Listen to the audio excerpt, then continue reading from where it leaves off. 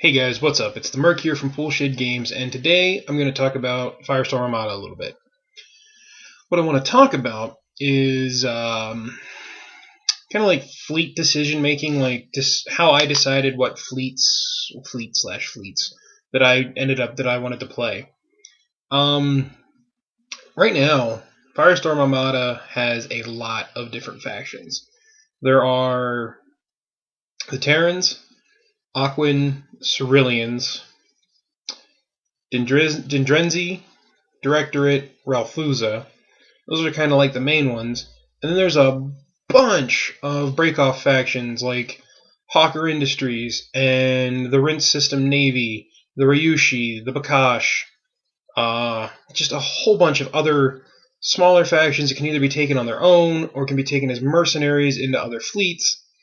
So you're really spoiled for choice when it comes to what fleet do you want to play. And they all have different feels. Like the Terran are very much what I think, well, and the Dindrenzi to an extent, are very much what I think of when I think of science fiction naval ship battles. They're kind of Star Wars-ish looking, like the Rebel Blockade Runners, the Star Destroyers. They look kind of like those. And their allies share the same like hard lines and angles. So you have Hawker Industries that works with the Terran, and the Rinse System Navy that works with the Dindrenzi.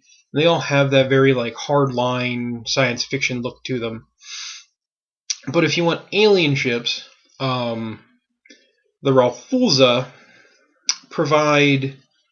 There are a lot of angles. There are these weird. They almost look like sails. They're flatter ships with a bunch of angles. Which is an interesting look. You have the Sorylians, who their ships look kind of like shotgun shells. I mean, they're very, very long and circular in nature. So that's a different look. The Aquans are their ships look kind of like Star Trek crossed with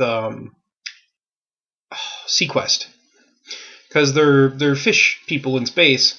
So you have that aquatic look to their ships that goes along with that theme.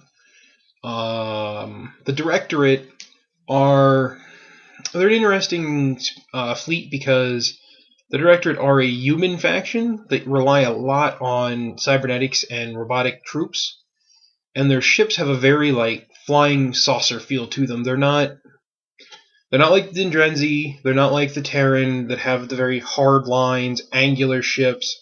The Directorate ships are all like they have circular elements to them that make them look more flying saucerish. As for the ally fleets, I don't really know. Like, I haven't looked too much into them because the ally fleets are always they're slightly smaller, just like in Dystopian Wars, than the main fleets. And sometimes to try to like do a solid fleet of them on your own, it's hard to do.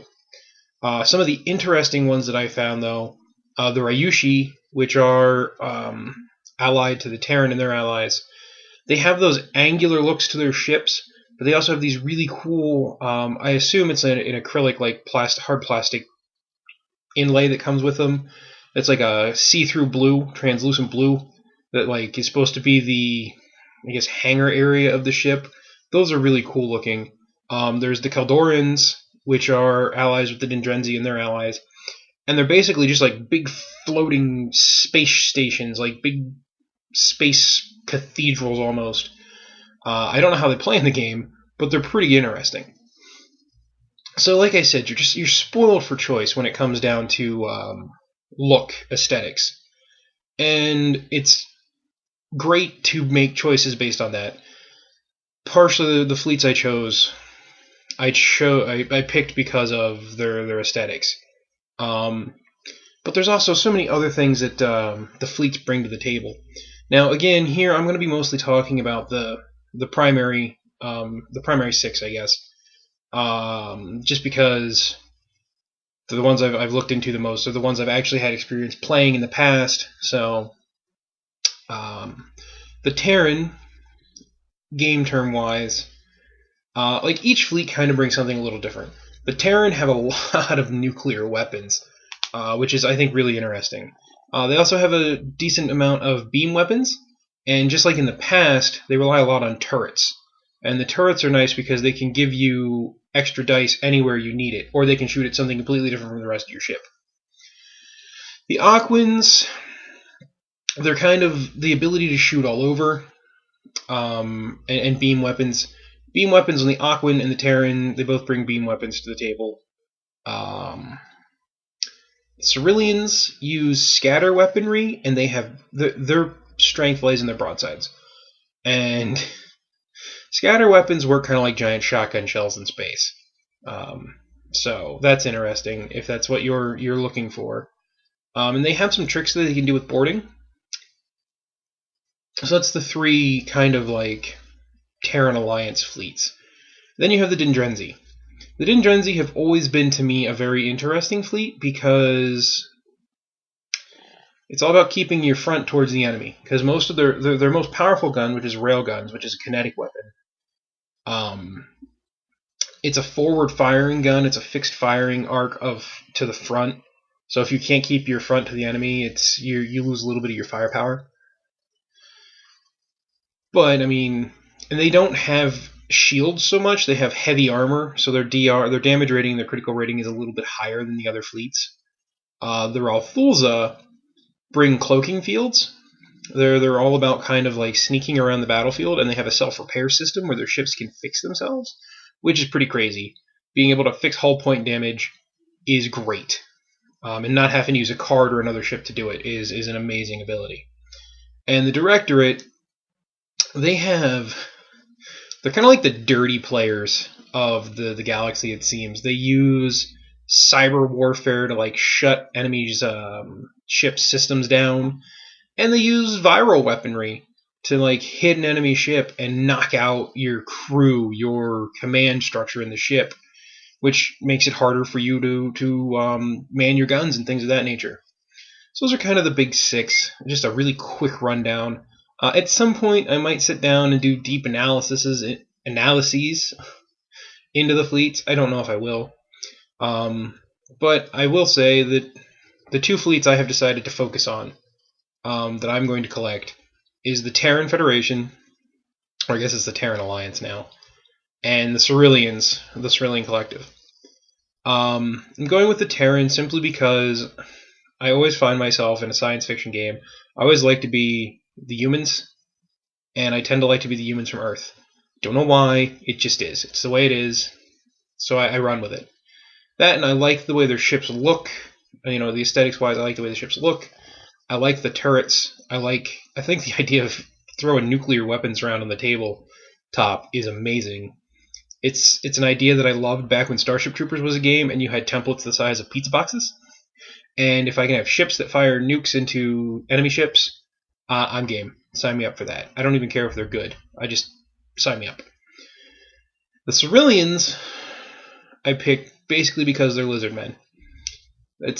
Lizard men are the other like fantasy sci-fi race that I've always enjoyed, and I like to play those types of armies.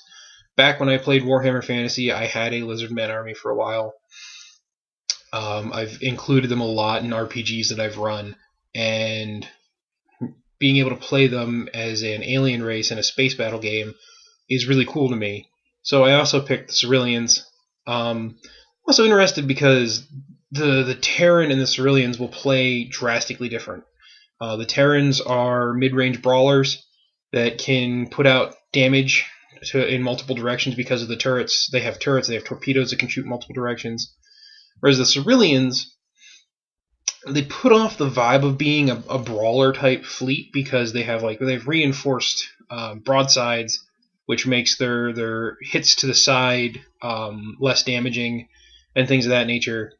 But they don't want, I get the feeling you don't want to go straight in with them simply because their big guns, their heavy hitting power is their broadsides. It's their left and their right. It's not the front. So you have to always be able to get the angle of fire on your opponent, and that to me is something that's pretty interesting. And that's basically why I've decided to go with those two fleets. At some point, I might look into doing a Directorate fleet, so I can have a bad guy faction. And B, I like the way their ships look. I like the idea that they are, to an extent, kind of like the Dindrenzi with their bigger ships because they have big guns on the front, but they also have guns to the side. And I also like the dirty trick aspect to it, the ability to knock out your opponent's targeting arrays and things of that nature, and the viral weaponry. So they're a fleet I'm going to look into doing down the road. I don't have them currently. I have the MK1 boxes of the Sorylian and the Terrans, so I'm going to do a little bit of fixing up work for them over winter break, maybe try to get some painted, and hopefully we're going to get a couple games in. So that's currently kind of where we're sitting with Firestorm Armada.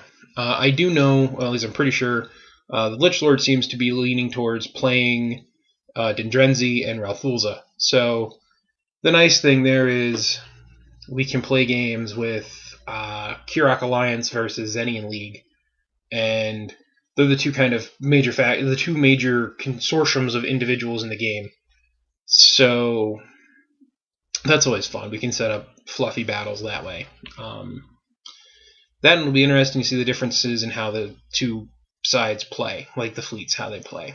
So that's going to be it for this video. I just wanted to talk a little bit about the fleets and what I know about them in the game, and the fleets I've decided to do so that you can look forward to if you're a Terran fan or a Sorylian fan. Some videos coming up that will be showing off the ships, the old ships, trying to get them painted. I'm trying to talk tactics, which, just looking over the rules, it's similar to Dystopian Wars where I know what's going on, but the numbers are so different. They seem smaller than they do in Dystopian Wars, and for me, it'll take some wrapping my head around and some getting used to figure out what I want to run and what I'm going to use. So that's going to do it for me here at Poolshed Games. Hopefully you guys liked the video. If you are interested in Firestorm Armada, or you play Firestorm Armada, why don't you let us know what fleets you play down in the comments below. And we'll see you next time here at Poolshed Games.